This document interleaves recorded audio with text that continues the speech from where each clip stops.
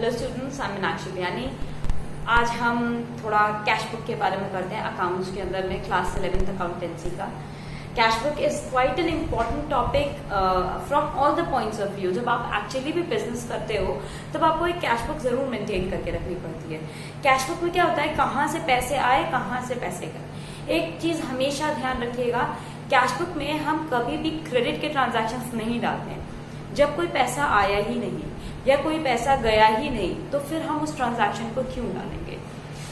वैसे तो देखिए ट्रिपल कॉलम कैश बुक तक बनती है, single column, double column and triple column. Triple column ICSE board में जरूर करवाते हैं हम। डिस्काउंट का एक कॉलम एक्स्ट्रा बनता है जो कि टैली होना जरूरी नहीं होता है, उसका हम बैलेंसेस वगैरह भी जनरली नहीं निकालते हैं। लेकिन अदरवाइज सीबीएसई बोर्ड में जो हम करते हैं सिंगल कॉलम और डबल कॉलम कैश बुक।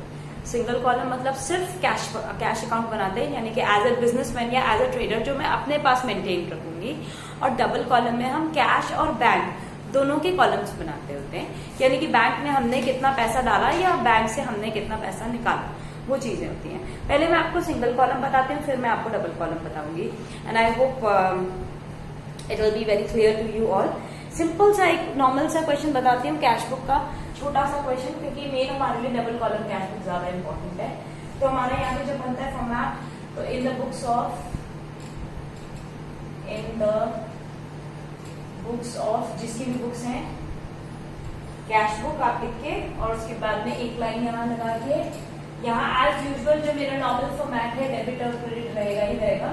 और उसके बाद में यहाँ पे एक आएगा अमाउंट का कॉलम, एक आता है जैसे ये छोटे छोटे कॉलम बना लीजिएगा एलएफ का कॉलम, जो कि मैं आपको पहले भी जर्नल में एक्सप्लेन कर चुकी हूँ कि लेजर में ये चीज कौन से पेज पे है, ये वाउचर नंबर का, क्योंकि कैश बुक में जो वो होता है सपोर्ट होता है वाउचर नंबर से।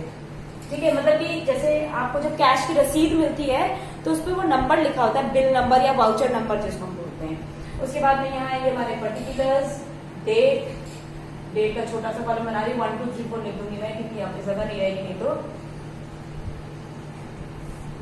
Again amount, LF, V number और डेट, पर्टिकुलर्स, वी नंबर यानी कि वाउचर नंबर, एलएफ और अमाउंट रुपीज में।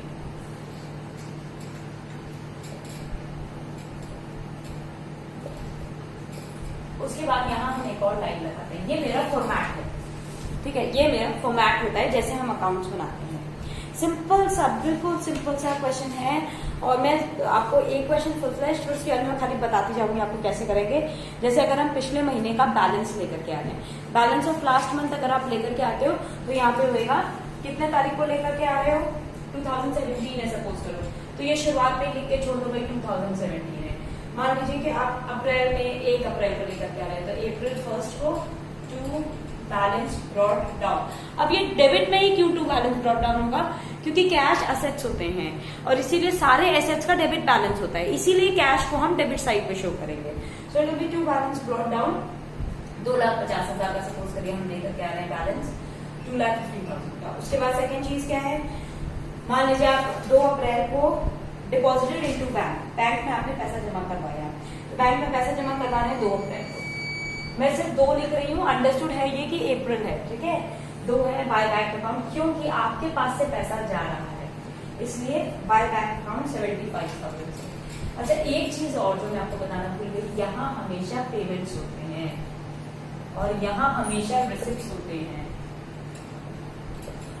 Receipts are always on the debit side and payments are always on the credit side, because debit what comes in, credit what goes out। Cash आ रहा है या जा रहा है उसके अकॉर्डिंग, ठीक है। बैंक में पैसा जमा कराया तो आपके पास से कैश गया, बैंक में डिपॉजिट हो गया लेकिन आपके पास से तो गया ना, that is right, is shown on that side. Next है, मान लीजिए मेरे पास में 5 तारीख को परचेज गुड्स, तो 5 तारीख को बाय परचेजेस कितने की थी, 40,000 की, ठीक। उसके बाद में मान लीजिए 6 तारीख तो कुछ भी नहीं दिया, 6 को है परचेज गुड्स फ्रॉम रमेश। अब अगेन 6 तारीख को इन्होंने दिया है परचेज गुड्स फ्रॉम रमेश, यानी कि ये क्रेडिट परचेजेस की हैं। क्योंकि जब मैंने आपको जर्नल कराया था तब ये चीज बताई थी कि अगर किसी बंदे का नाम दे देते तो हम ये अज्यूम कर लेते हैं कि ये क्रेडिट ट्रांजैक्शन है, अनलेस एंड अनटिल उन्होंने हमें साथ में ये नहीं कहा है कि ये कैश का ट्रांजैक्शन है। तो इसीलिए हम इसको अज्यूम कर रहे हैं कि ये credit transaction and we are not going to record this. 10th को परचेज फर्नीचर फॉर कैश 25,000 का, तो 10th को बाय फर्नीचर अकाउंट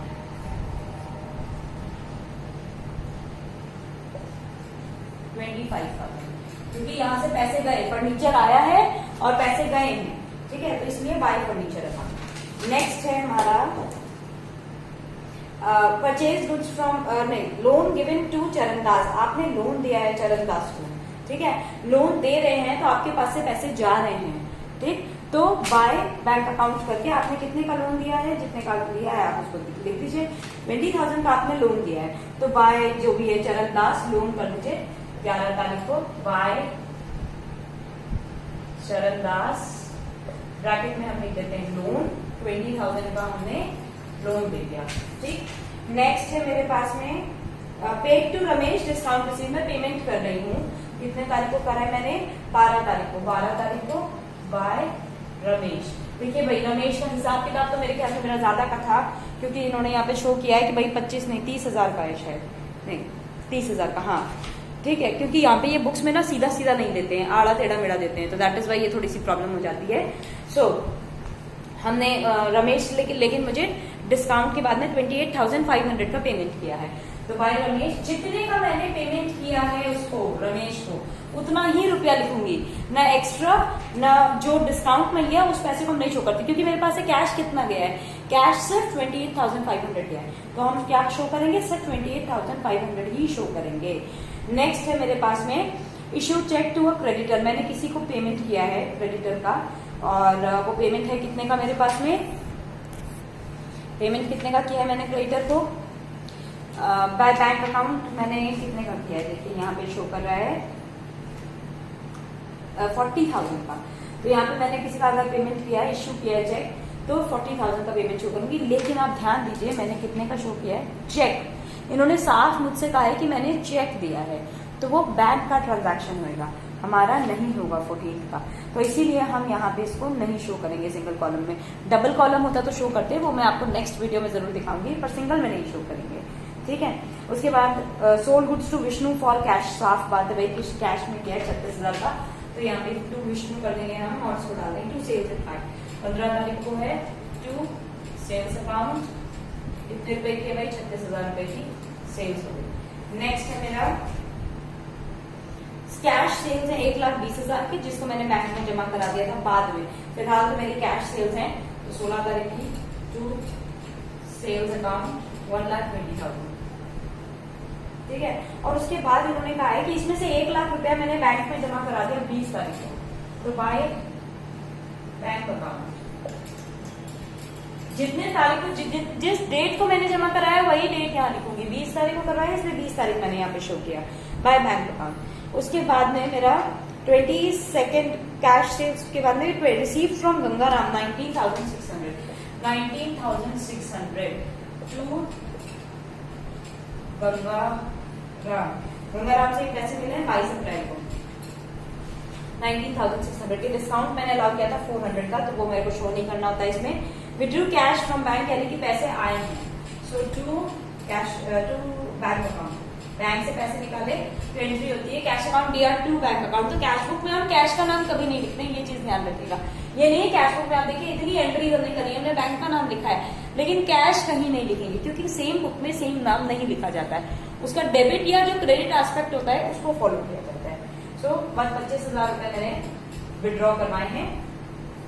उसके बाद में है हमने पोस्टेज स्टैम्प्स परचेज किए हैं 25 तारीख को, 25 को बाय पोस्टेज स्टैम्प्स, कितने की परचेज किए हैं, पोस्टेज स्टैम्प्स 1,000 रुपए के पोस्टेज स्टैम्प्स परचेज किए। फिर उसके बाद में 28 को बाय सैलरी का पेमेंट किया है मैंने, बाय सैलरी अकाउंट 12,000 की सैलरी पे कर दिया है। फर्नीचर रिपेयर के लिए पैसा दिया है 29 को बाय रिपेयर्स, सीधा रिपेयर्स लिख देंगे हम इसको, रिपेयर्स अकाउंट 1,500 का। अब इधर का टोटल करेंगे और इसमें से माइनस कर देंगे, तो बैलेंस इधर का बच रहा है जैसा कि हम देख सकते हैं। तो बाय बैलेंस ये क्लोजिंग में डालते हैं, अप्रैल है तो 30 तारीख आखिरी डेट होगी, तो 30th को बाय बैलेंस कैरी डाउन, जी। बाय बैलेंस कैरी डाउन जब मैं इसका टोटल करके माइनस करूंगी तो 147600 आएगा। फिर दोनों तरफ का टोटल करके बुक्स क्लोज कर लेते हैं। 4,50,600 यहाँ पे भी आ जाएगा 4,50,600। अच्छा, उसके बाद में अभी ये खत्म नहीं हुआ, आप इसको ना ब्रॉट डाउन करके छोड़ते हो अगले महीने के लिए। तो यानी कि अब जैसे ये 30 तारीख है, अगले महीने मई 1 को, तो फर्स्ट मई को मई 1 टू बैलेंस ब्रॉट डाउन 147600। अब ये मेरा क्वेश्चन जो है ये खत्म हुआ है। So I hope it is very clear. हम अपने नेक्स्ट वीडियो में मैं आपको डबल कॉलम कैश बुक करवाऊंगी और 3 वीडियोस के अंदर मैं इसको कोशिश करूंगी कवर करने की, अलग अलग एंट्रीज करके कैसे बुक करते हैं। 3rd वीडियो में आपको वो बताऊंगी। और जब हम बैलेंस रख के और उसको कैसे मतलब रिमेनिंग बैलेंस रख के सिर्फ थोड़ा सा कैश अपने पास रख के बाकी का पैसा बैंक में डाल देते हैं, उसके बारे में बताऊंगी। But for that you will have to watch my videos. And if you like my channel, if you like my explanations, और अगर आपको ये समझ आता है जो मैं ये आपको करवाती हूँ, ये आपके बेनिफिट के लिए है, आप घर बैठे सीख सकते हो ये सब चीजें। तो अगर आपको ये समझ आ रहा है and I am making myself clear to you, तो प्लीज आप मेरे चैनल को लाइक शेयर सब्सक्राइब जरूर करिएगा, उसको करना मत भूलिएगा। एंड आप जरूर देखिएगा, it is going to be very very helpful for you all.